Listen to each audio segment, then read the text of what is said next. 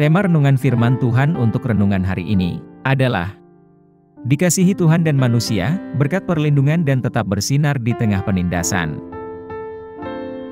Ayat Alkitab yang kita baca sesuai bacaan Sabda Bina Umat GPIB hari ini adalah dari Kejadian 39 ayat 17 sampai ayat 23 yang berbunyi sebagai berikut. Ia pun menyampaikan kepada perempuan itu kepada Potifar cerita yang sama, katanya, "Hamba orang Ibrani yang kau bawa kepada kita, mendekati aku hendak mempermainkan aku. Namun, ketika aku berteriak sekeras-kerasnya, ditinggalkannyalah bajunya padaku, lalu ia lari keluar." Mendengar cerita yang disampaikan istrinya kepadanya, "Begitulah aku diperlakukan oleh hambamu itu, bangkitlah amarah tuannya."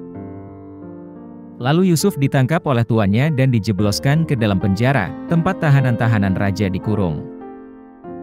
Demikianlah Yusuf dipenjarakan di sana. Namun, Tuhan menyertai Yusuf dan melimpahkan kasih setianya kepadanya. Ia membuat Yusuf mendapat kemurahan dari kepala penjara itu. Kepala penjara mempercayakan semua tahanan dalam penjara itu kepada Yusuf, dan segala yang harus dilakukan di situ, dialah yang mengurusnya. Kepala penjara tidak mencampuri segala yang dipercayakan kepada Yusuf, karena Tuhan menyertai dia dan apa yang dikerjakannya Tuhan membuatnya berhasil. Demikian pembacaan Alkitab. Haleluya!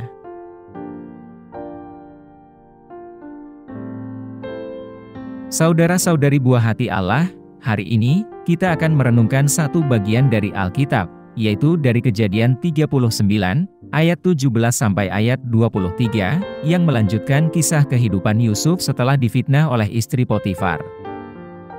Yusuf yang awalnya dijual sebagai budak oleh saudara-saudaranya, berhasil mendapatkan kepercayaan dan kedudukan tinggi di rumah Potifar, seorang pejabat tinggi di Mesir.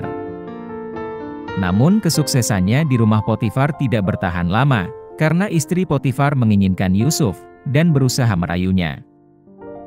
Ketika Yusuf menolak dan melarikan diri, istri Potifar merasa terhina dan membalikkan keadaan dengan menuduh Yusuf berusaha memperkosanya.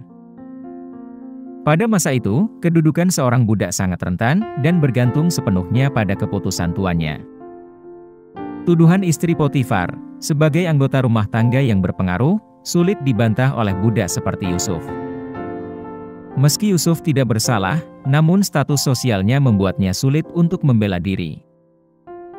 Potifar, meski mungkin ragu dengan tuduhan istrinya karena mengetahui integritas Yusuf, tetap memutuskan untuk memenjarakan Yusuf, demi menjaga kehormatan keluarganya dan menghindari skandal lebih lanjut. Meski di penjara, Tuhan tetap menunjukkan kasih-Nya kepada Yusuf. Yusuf segera mendapatkan kepercayaan dari sipir penjara, dan diberi tanggung jawab atas tahanan lainnya, serupa dengan apa yang terjadi di rumah Potifar. Hal ini menegaskan bahwa kasih dan berkat Tuhan selalu menyertai Yusuf, bahkan dalam situasi tersulit sekalipun. Apa pesan Tuhan untuk kita yang hidup di masa kini? Pesan inti dari firman Tuhan bagi kita saat ini adalah bahwa kasih dan perkenanan Tuhan tetap menyertai kita, bahkan dalam situasi yang paling menantang dan paling menindas. Meskipun dituduh secara salah dan dipenjarakan, Yusuf merasakan perlindungan Tuhan dan terus bersinar, mendapatkan kepercayaan dan perkenanan dari orang-orang di sekitarnya. Ayat ini meyakinkan kita bahwa kehadiran dan berkat Tuhan tidak dibatasi oleh keadaan kita. Dia adalah Tuhan yang setia, yang melindungi dan memberkati umat-Nya, memungkinkan mereka menjadi mercusuar dan integritas dimanapun mereka berada. Apa yang harus kita terapkan dalam kehidupan kita sehari-hari? Pertama, percaya pada kedaulatan Tuhan. Sama seperti Yusuf percaya pada rencana Tuhan terlepas dari keadaannya, kita juga harus percaya bahwa Tuhan berdaulat atas hidup kita. Tuhan melihat pergumulan kita dan mempunyai tujuan dalam setiap pencobaan yang kita hadapi. Percaya pada rencananya membantu kita tetap setia dan penuh dengan pengharapan. Kedua, jaga integritas kita. Kita patut belajar dari integritas Yusuf, yang tetap utuh meski dia diperlakukan tidak adil.